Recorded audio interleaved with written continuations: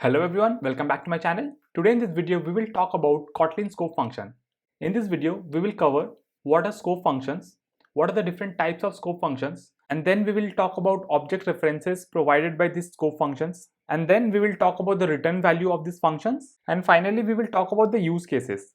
Developers often get confused about when to use which scope function. So we will cover all of these topics in this video. So without any further ado, let's start with this video. So first, we will understand what are scope functions. Kotlin standard library contains several functions whose sole purpose is to execute a block of code. For example, let's say you have some function under which you can have different instructions to execute, right? Let's say this is some function and under which you can execute a block of code. Now, this looks very similar to any other function or method, right? But the difference here is you can call these functions on some object. So let's say you have some object over here on which you will be calling this method, and then you will be passing this lambda expression under which you will be having some instructions. So on top of this object you will be calling this function, and here inside this curly braces you will be defining a temporary scope. Inside this block you will have access to that object without its name. You can access this object either by using the keyword this or it. Okay, so it basically depends on the type of function you are using. So for different functions, different scope functions, basically you will have different kind of object reference, either this or it. Okay, I'll show it in the example, but for now just understand that this is a special function whose whole purpose is to execute a block of code on top of some object. Okay, and inside this curly braces you are basically creating a temporary scope inside which you will be having access to this object via this keyword this and it, and along with that you can execute any number of instructions inside this block. Okay, and after executing this block of code you can either return the object itself or you will be returning the result of this lambda expression. Okay, so that's about what are scope functions. This will become more clear once I show you some examples, so let's wait for some time. Before that, let's talk about the different types of scope functions we have. So currently we have 5 different scope functions available in Kotlin: let, apply, also, with, run. Okay, the primary difference between these scope functions are the way we are going to access this object inside this block, which could be either by using this keyword or by it keyword, and the other one is the return type. Either it will return the object itself or the result of the lambda expression. So that's the primary difference, and then we will see the different use cases under which we are going to use this scope functions. Okay, so I hope this part is clear. Now we'll move to the coding part. So first I'll write a main function over here. Now we will start with the first scope function, which is let. So what I'll do, I'll simply create a function called let just for the simplicity, so that I can have different function showing different examples under each scope function. So let's first talk about the let scope function. Let function is often used to provide null safety calls. So what does it mean? Let's try to understand with one example. For example, let's say if I declare a variable called name of type string, and which is of nullable type, and if I assign a value null, and let's say if I want to invoke some function or some property on this string variable. So for example, what if I want to print the length of this name? So as you can see, it gives a compilation error. It says only safe call or non null asserted calls are allowed. That means, as we have mentioned this name variable as nullable, this tells us that either use the safe call operator, okay, or non null assertion operator, right? Because this line has a potential to throw a null pointer exception, and as we know, null pointer exception is a nightmare for any programmer. So we always have to do some null checks before executing such lines, right?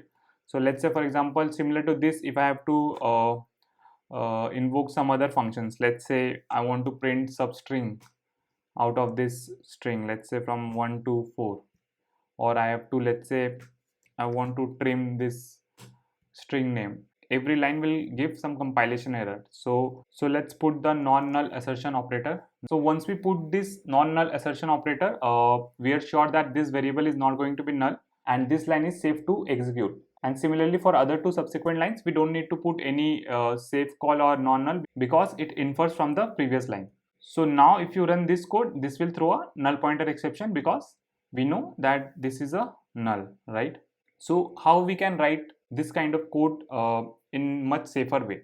So for that, what we can do, we can simply use let scope function. So we can simply call the let function on top of name, and inside this we can move all these lines, okay?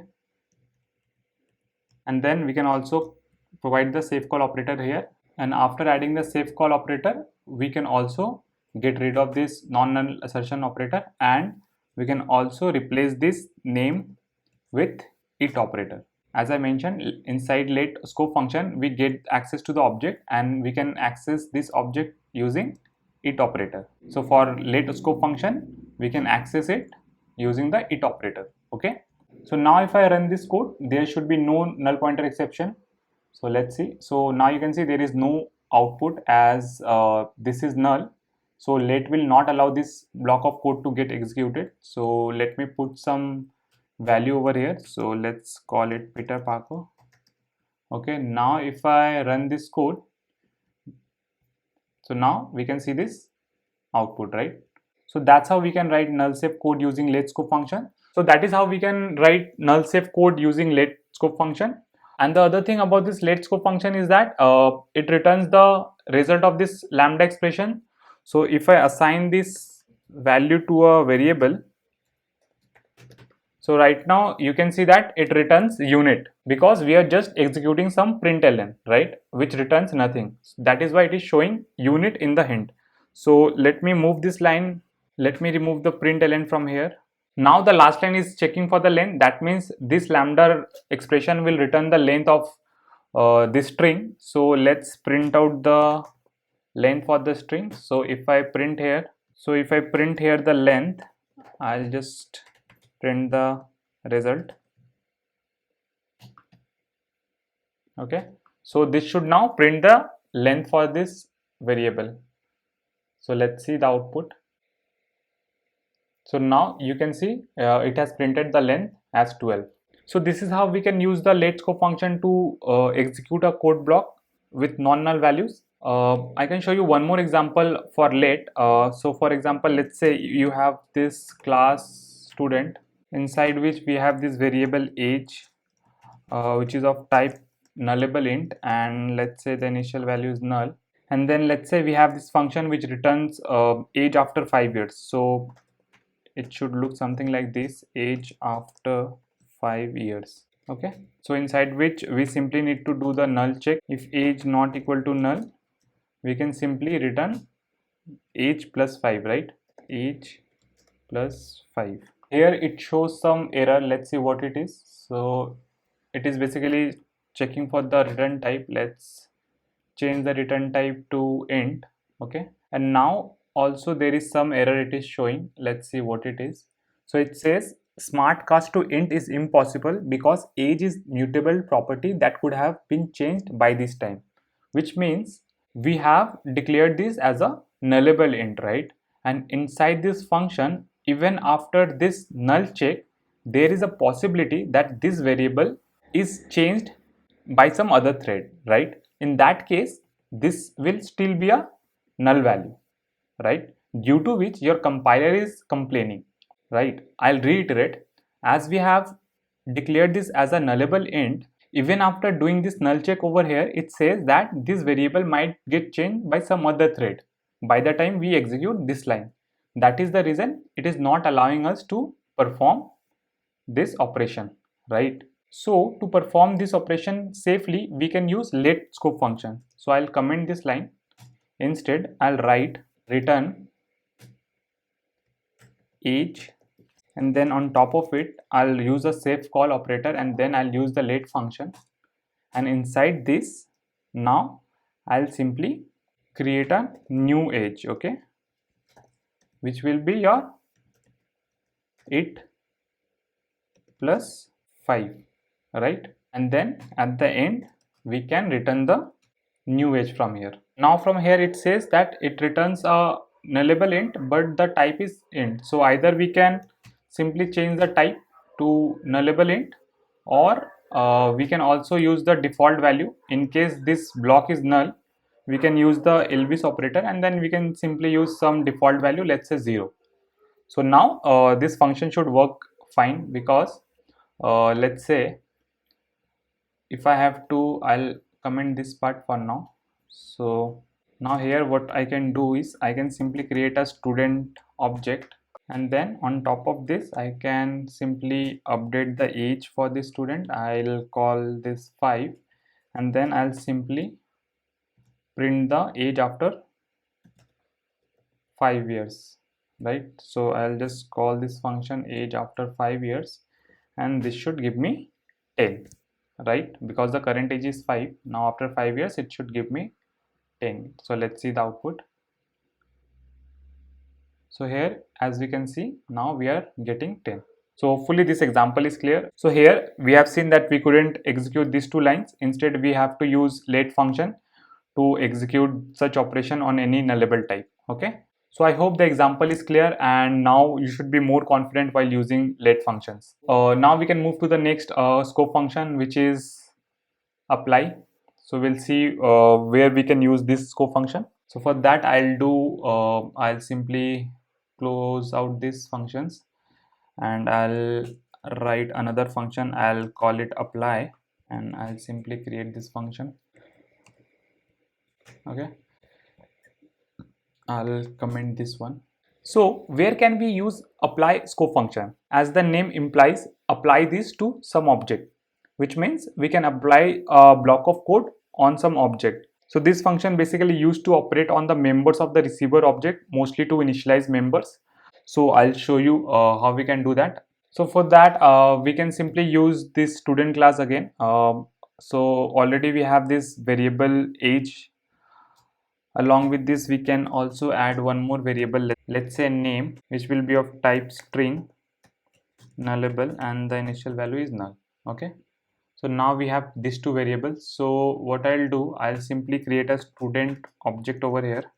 Okay, so once we create a student object, you may have seen this code where we used to write something like student.name, and then we assign some values, let's say John, and then similar to this we used to also assign some age, let's say 23. So we used to write something like this, right? And then we print student name, and similarly we can print the age. We used to write code like this, right, in different languages. Most probably in Java you may have seen something like this, right, where we are creating some object and then we are initializing its value, and then either we are performing some operation or we are printing it. The same thing we can do via apply function. So instead of writing this student variable again and again, what we can do, we can simply use the apply functions, which basically says that on this object you apply some lines of codes, dot name, and then we can write the variables. So instead of writing, what I'll do, I'll simply move these lines, okay, inside this block. Okay, now instead of student, what you can do is you can either use this keyword. Okay, so this keyword is allowed here in this apply function. In the previous function let, we were accessing the object using it keyword, but here we can access these objects using this keyword. And also you can omit this keyword. This is not mandatory. Even if you omit this, this should be fine. So now if you see, with apply function, this code is much more concise and more readable, right? So if you execute this code now, this should be able to print the name and the age. So now here you can see we have printed the name and the age of the student. And also if you observe, the return type is the object itself, right? Because after apply, it returns the object type, which is student. So here you can see the data type for this student variable is student only. Okay, so in the previous function we have seen that for let, it was the lambda result which was getting returned, but here in this case the object itself is getting returned. Okay, and then we are printing this value on top of this object. So I hope this part is clear. This is a very basic function which you can use for initialization of objects. Okay, so that's about the apply function. Let's move to the next function, which is also. So similarly, I'll close out this function. I'll write another function called also, and I'll comment down the previous one. Let's create this method inside which I'll be showing the examples for also scope function. So here, if we observe this also scope function, the name itself says something additional, right? So here we generally use also scope function for performing some additional operation. So let's say you have some object, and after initializing that object, you want to perform some more operations, then you can go for also scope function. So I'll show you some examples, but one thing before that, don't get confused with these function names. I am just writing this function name same as the scope function just to segregate the examples in different functions. Okay, this function and the scope function are not same, these are different functions, right? I hope that is that is a bit confusing, so I clarified this. So let's move to the example part. For also, let's create a list of numbers. So for that, I'll simply call this numbers, and here I can create a mutable list of number. Let's add some value over here. Let's add 2 3 4, and then what I can do, I can simply do some operation on top of this values. So I'll use map function here. Okay, inside which I'll write a function called square, and I'll pass these values to this method. Okay, so what I want is let's say I'll create this function first. Okay, so here I just want to return the square of this value. Okay, so I'll simply multiply this value with itself. So let me change the return type first here. I'll also rename this variable name. I'll simply call it value. Okay, further I can reduce this function to a expression body. So let me do that first. Okay, so what we are doing, we are simply calling this square function, which will return me the square of this number. Now after performing the square on these numbers, I want to perform some more operations. So I'll use also scope function, inside which I'll simply write a println. So let's say inside this I want to print either true or false based upon if the number is even or odd. So something like if even, then true or false. Okay, so here what we can do is we can simply write here we are getting the square values, right? So I'll call it square, and inside this I'll simply do a mod 2 on this square value, and I'll check if it is 0. So if it is 0, this will print true in case of even, and for odd it will print false, right? So what I'm doing here is I have this list of numbers on which I am doing a square operation, which will be returning me square for each values, and then on top of that I am doing this check where I'm just performing the if the value is even or odd. So let's run this example. So here, as you can see, for the first one we got true, then false, then true. So I hope this example is clear. As you can see, I am performing some extra operations. That's the reason I have used also scope function. So we can say we can use also scope function for any additional operations. Now next we will see about with scope function. So for that also I'll simply close out this. I'll write another function with. Okay, I'll comment out the previous one. Let's create this method over here. So where can we use with scope function? Before starting the example for with, I forgot to mention the return type for also. So for also, it returns the context object. So if I assign this to a variable, so let's say some variable. So if you see the return type, you will see the type is int.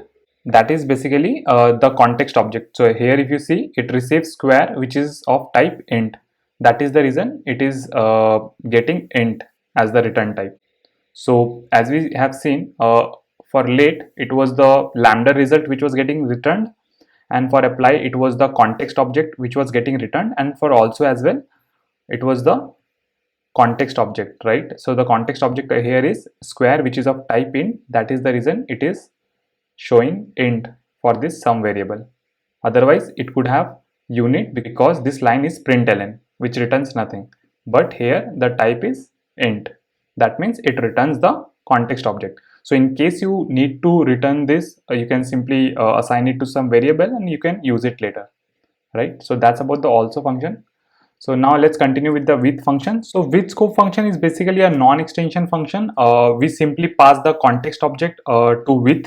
So it looks something like this, where you simply pass the context object. Let's say if I want to pass student object itself, so here I can simply create the student object and I can pass through it, and then I can simply operate any other instruction on top of this object. So here you can see that the object is accessible with the this keyword. So inside this I can simply perform different operations. I can write println, and then inside this I can simply call this dot name, and then I can simply print this name over here. We can also omit this. We don't need to mention this keyword inside this block, so this is also fine. So here we can read this something like with this object do the following. So whenever you have some group of functions need to be invoked on top of some object, we can use this method. Okay, so similar to this we can also call this method, right, age after 5 years. So let's say I need to do some initialization over here. Let's say John, and then I'll initialize with age. I'll just add some age here, 10, and then I want to print this. So if I have to run this, let's see the output. So here we can see the output is 15, right? So whenever you have a requirement where you need to perform some group of operation on top of this object, you can simply use with function. Also if I have to show you, the return type for this one is the result of this lambda expression. So if I remove this, the last line returns you the age after 5 years, right? So I can simply call it result. So you will see the return type is int.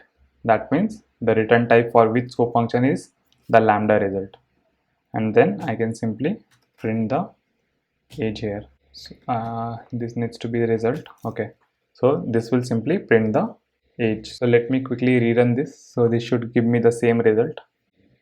So here we can see the output is same, right? So here one thing to notice is that you cannot pass a nullable type over here. So let's say if you have this student object declared over here, then let's say student, let's define the type as nullable. Okay, and let's say instead of this I'll just put null. Now if I pass student variable from here, let's see what happens. So now if you see, the compiler complains, right? So it says you should use safe calls or the non-null assertions operator. So something like this, either you have to use this with null safe call operators or this non-null assertion operator, right? So here we cannot pass any nullable object, otherwise we have to write non-null assertion operators or safe calls. Okay, so that's about the with operators. So to summarize this with function, in case you need to perform a group of operation on some object, you can use with. Okay, now next we'll see run scope function, which is nothing but the combination of let and with. It basically get used when the object lambda contains both initialization and the computation of the return value. Using this run, we can perform null safety calls as well as other computations.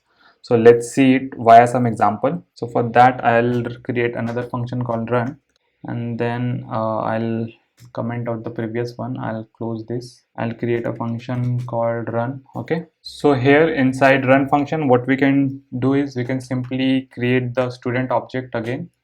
So here I'll say that this is of type student and this is of nullable type. I'll assign null here.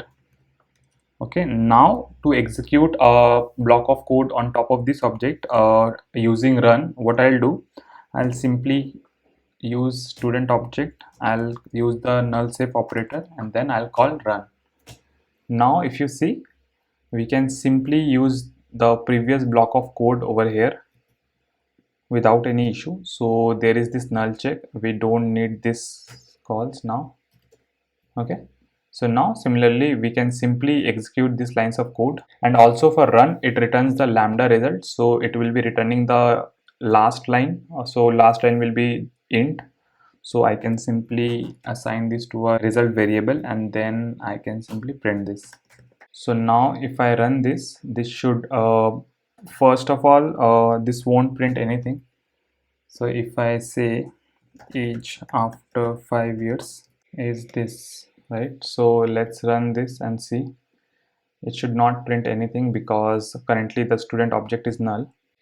So here you can see that the age after 5 years is null, right? Because if you see this block is not executed. Otherwise, if this method has been called, then you should have received this 0 as the default value. But as the student variable over here is null, this entire block has not been called. Let's say if I instantiate this with a student object, then if I rerun this, this should give me some value, which is 10 plus 5 should be 15. The age after 5 years should be 15. So let's wait for the output. So yeah, we got age after 5 years 15. So yeah, that's about the run function, where we can simply use the context object. So here, as we can see inside this run function, we have this object accessible using this keyword, and it also return the value as a lambda result. So that's why we are having this value as int, right? So yeah, that's about the run function. So if we have to compare run and with scope function, we can see that we can do a save calls on top of run function, but while using the with scope function, we cannot do the save call operations on top of this object. Instead, inside this block, we have to do all the null checks, right? So that's the basic difference. And also for run scope function, we can also use run without any object.